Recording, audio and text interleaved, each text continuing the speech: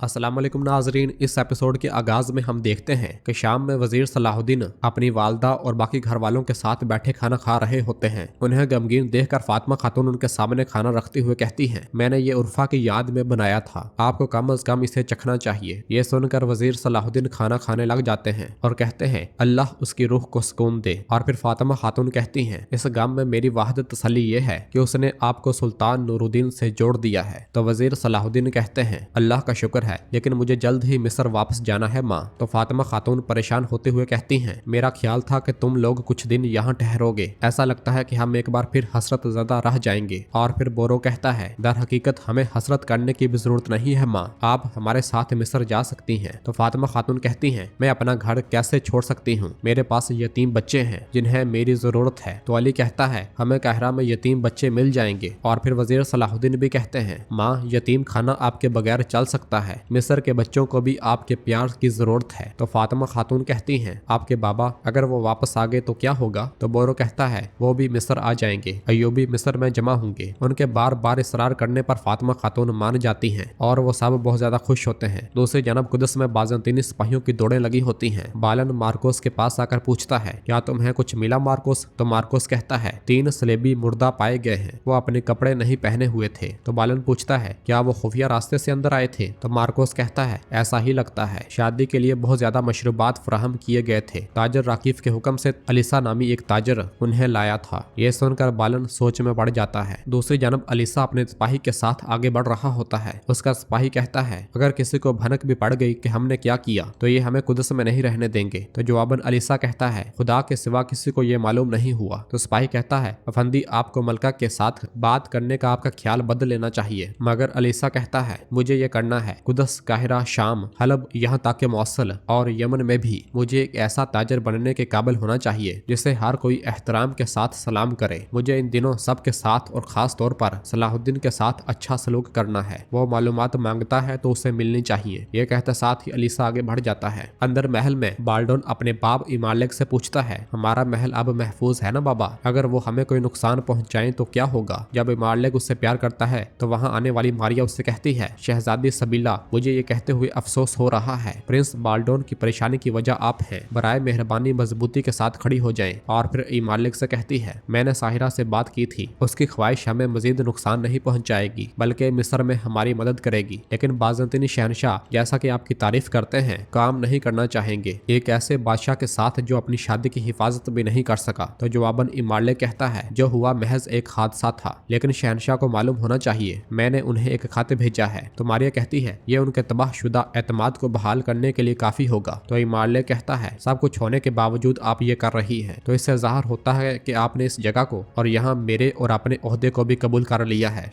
मेरी मलका में वाकई इसको सराहता हूँ। तो मारिया कहती है, ताजर और राकिफ की मौत के बावजूद बहरिया और मिस्र के बारे में हमारे मंसूबे छोटे मोटे इख्तलाफात के साथ काम करते रहेंगे, लेकिन हर चीज से पहले हमें ये जानने की जरूरत है कि हमारी शादी में यह अफसोसनाक हादसा कैसे पेश आया। शहजादी सबीला, अगर मैं गलत हूँ तो मुझे माफ कीजिएगा। आपने जिन मेहमानों को शादी में मदू किया था उनमें शमसा नामी एक खातून भी थी और सब जानते हैं कि उसकी मिस्र के वजीर सलाहुद्दीन के साथ खास कुर्बत है। तो जवाबन सबीला कहती है, शमसा मेरी बचपन की दोस्त है तो इसलिए उसे शादी में मदू किया गया था। तो मारिया कहती है, और आपकी बचपन की दोस्त ने ही शादी के दौरान खोंद चातिलन को मारने की कोशिश की, क्या आपको लगता है कि यह महज एक इत्तेफाक था। और फिर इमालिक पूछता है, क्या वाकई शमसा इस तरह के मंसूबे में मुलव्वस हो सकती है। तो सबीला कहती है, मुझे यकीन है कि शमसा हमारी दोस्ती को इस्तेमाल करते हुए ऐसी हरकत नहीं करेगी और मैं माजरत खा हूँ कि मैंने अपने दोस्तों को अपने बाबा की शादी में मदू किया। ये कहते साथ ही वो बाल्डन को लेकर चल पड़ती है। तो इमालिक उससे कहता है, सबीला नाराज ना हूँ, सबीला सबीला, मगर सबीला नहीं रुकती और वहां से चली जाती है। दूसरी जानब हम देखते हैं कि वजीर सलाहुद्दीन बोरो से कहते हैं, शमसा का वहां होना एक बड़ा इत्तेफाक था। तो बोरो कहता है, वो कहती है कि वो शादी के लिए नहीं बल्कि जनाजे के लिए वहां गई थी। तो वजीर सलाहुद्दीन कहते हैं, मुझे उसने बताया था वो और शहजादी बचपन से ही दोस्त हैं। एक राहिबा जिसने उन्हें बचपन में पाला था वो मर गई और वो उसके जनाजे के लिए वहां गई। और फिर बोरो कहता है, भाई शमसा खातून। तो वजीर सलाहुद्दीन कहते हैं, बोरो बाद में। और फिर बोरो कहता है, भाई जब मैंने राकिफ को मारा तो उसकी बेटी उसके साथ थी, मैं जब राकिफ राकीफ को काहिरा से दमिश्क ला रहा था, ये वही थी जिसने उसे सराय में बचा लिया था। राकीफ उसके बाद से महज एक बाप बन के रह गया, ये भी वही थी जिसने मुझे उनके पीछे जाने पर अगवा किया था। तो वजीर सलाहुद्दीन कहते हैं, लगता है कि आप अभी भी कैद में हैं। इसी लम्हे फातिमा खातून वहां पर आकर कहती हैं, तैयारियां मुकम्मल हो चुकी हैं, अब हम जा सकते हैं। ये कहते साथ ही वो वहां से निकल पड़ते हैं।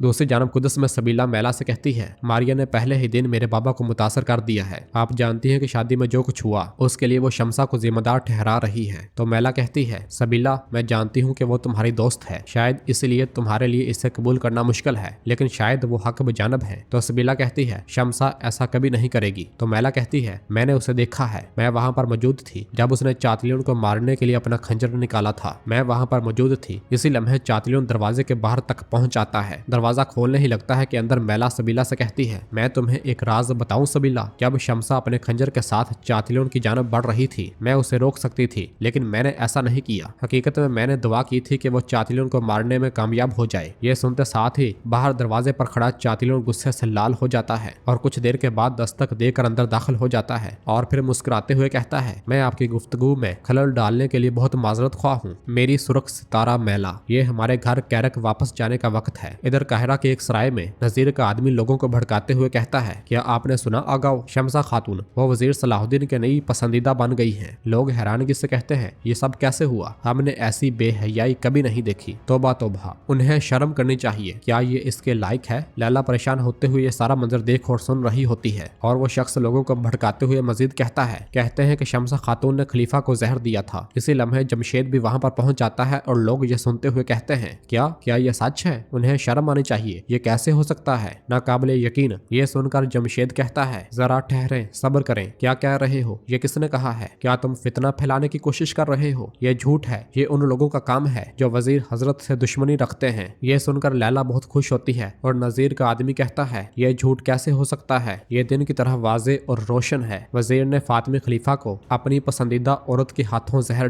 डलवाया। लोग जमशेद की बात पर यकीन नहीं करते और वजीर सलाहुद्दीन को बुरा भला कहना शुरू कर देते हैं। ये सब देखकर जमशेद बहुत ज्यादा परेशान हो जाता है। नाजरीन, फिर इसके बाद हम देखते हैं कि वजीर सलाहुद्दीन अपने घर वालों के साथ काहिरा में अपने महल वापस लौट आते हैं। वहां पर काजी फाजल उन्हें खुशामदीद कहते हैं, तो जवाबन वो सब काजी फाजल का शुक्रिया अदा करते हैं और फिर शमसा वजीर सलाहुद्दीन से कहती है, अपने दोस्त के लिए मेरी ताजियत कबूल फरमाएं। तो वजीर सलाहुद्दीन कहते हैं, आपका शुक्रिया शमसा। और फिर काजी फाजल से कहते हैं, काजी फाजल अब से मेरी माँ मेरे साथ महल में रहेंगी, इन्हें एक कमरा तैयार करवा दे, इनका अच्छी तरह से ख्याल रखा जाएगा। और फिर फातिमा खातून से कहते हैं, माँ आप थोड़ा आराम करें। यह सुनते साथ ही फातिमा खातून बोरों के साथ आगे बढ़ जाती है। सबके जाने के बाद वजीर सलाहुद्दीन शमसा से कहते हैं, आइए एक लम्हे के लिए हमें कुछ बात करनी है शादी में होने वाले हादसे के बारे में। दूसरी जानब कुदस में बाल्डोन सबीला से कहता है, मेरे बाबा को लगता है कि मैं डर गया हूँ, लेकिन मैं डरा हुआ नहीं हूँ। तो सबीला उससे प्यार करते हुए कहती है, मेरे प्यारे भाई, खौफ भी एक इंसानी जज्बा है। ये सुनकर वहाँ पर आने वाली मारिया कहती है, प्रिंस बाल्डोन, खौफ छोटे और आम लोगों के लिए एक जज्बा है, उस शहजादे के लिए नहीं जो एक दिन बादशाह बनेगा। तो बाल्डोन कहता है, मैं नहीं डरता। तो जवाबन मारिया कहती है, मैं भी यही सोचती हूँ प्रिंस बाल्डोन, तो इसलिए अब आपको ज्यादा संजीदा तालीम की जरूरत है, क्योंकि जब आप तख्त पर बैठेंगे तो तब आपको अपनी बहन की मोहब्बत से ज्यादा तालीम की जरूरत होगी। और फिर सबीला कहती है, प्रिंस बाल्डोन पहले ही बेहतरीन तालीम हासिल कर रहा है, हमें इस मामले में आपकी मदद की जरूरत नहीं है। तो जवाबन मारिया कहती है, ये मदद की पेशकश नहीं है, ये एक फैसला है जो मैंने कुदस की मलका के तौर पर मुनासिब समझा है। इसी लम्हे उसकी खादमा आकर कहती है, मेरी मलका एलिसा नामी ताजर ने कहा है कि वो आपसे बात करना चाहता है। यह सुनते साथ ही मारिया वहां से चली जाती है। इधर काहिरा में वजीर सलाहुद्दीन शमसा से कहते हैं, यह सुनकर मेरा खून खोल उठा, आप बादशाह इमाल्य की शादी में क्या करने गई थी। तो शमसा कहती है, मैं सिर्फ अपने राहबा के जनाजे में शिरकत करने गई थी और वापसी के लिए तैयारी कर रही थी, लेकिन जब मुझे खबर हुई कि चातलोन भी वहाँ पर होगा तो वजीर सलाहुद्दीन कहते हैं, आपने जो किया वो आम नहीं था, अगर हमारे आदमी न होते तो आप जिंदा न रह पाती। क्या आप इसी तरह लैला की परवाह करती हैं। तो जवाबन शमसा कहती है, क्योंकि आपका गुलजारा का बदला लेने का कोई इरादा नहीं था, तो मुझे ये खुद ही करना था वजीर। तो वजीर सलाहुद्दीन कहते हैं, मैं इस पोस्ट पर बैठा हूँ ताकि गुलजारा जैसों को इंसाफ मिल सके, मैं उनके लिए दिन रात काम करता हूँ। तो शमसा कहती है, मुझे उम्मीद है कि आप कामयाब होंगे, मैंने अपने तरीके से काम किया। और फिर वजीर सलाहुद्दीन कहते हैं, या आपने जो कुछ किया उससे मुसीबत और अपनी जान को खतरे में डालने के अलावा कोई नतीजा निकला। तो शमसा कहती है, अगर आप इसे जुर्म के तौर पर देखते हैं तो वो करें जो करना करना चाहिए। तो वजीर सलाहुद्दीन गुस्से से कहते हैं, अब से आप मुझे बताए बगैर एक कदम भी नहीं उठाएंगी। तो शमसा कहती है, मुझे ये कौन कह रहा है, आप किस हैसियत से बोल रहे हैं? मिस्र के वजीर की हैसियत से। तो वजीर सलाहुद्दीन कहते हैं, क्या मैंने आपके साथ एक अमीर या वजीर के तौर पर बात की है? तो शमसा पूछती है, तो फिर आप किस तरह बात कर रहे हैं? अगर कोई सलाहुद्दीन मेरे सामने बगैर लकब के खड़ा है तो जवाब दे, मैं आपके लिए कौन हूँ? आप मुझे ये कैसे बता सकते हैं कि क्या करना है? तो वजीर सलाहुद्दीन कहते हैं, आपकी भलाई के लिए। तो शमसा कहती है, मेरी भलाई को भूल जाएं, मैं आपसे पूछ रही हूँ कि आपको ये हक कहाँ से हासिल हुआ कि आप मुझे एक तरफ खींचकर मुझसे सवाल करें? मैं आपके लिए क्या हूँ सलाहुद्दीन, जवाब दे। ये सुनकर वजीर सलाहुद्दीन खामोश हो जाते हैं। तो शमसा कहती है, मुझे मेरा जवाब मिल गया, मुझे उम्मीद है कि आपको भी मिल गया होगा। ये कहते साथ ही शमसा वहाँ से चली जाती है। दूसरी जानब कुदस में मारिया अलीसा के पास आती है। तो अलीसा कहता है, मुझे अपना तारुफ करवाने दे मलका। तो मारिया कहती है, तुम्हारा नाम मैंने राकिब से सुना है, उसने कहा था कि तुम एक हुनरमंद ताजर हो, तो बताओ तुम क्यों आए हो? तो जवाबन अलीसा कहता है, मोहतरमा आपको इन जमीनों में एक काबिल भरोसा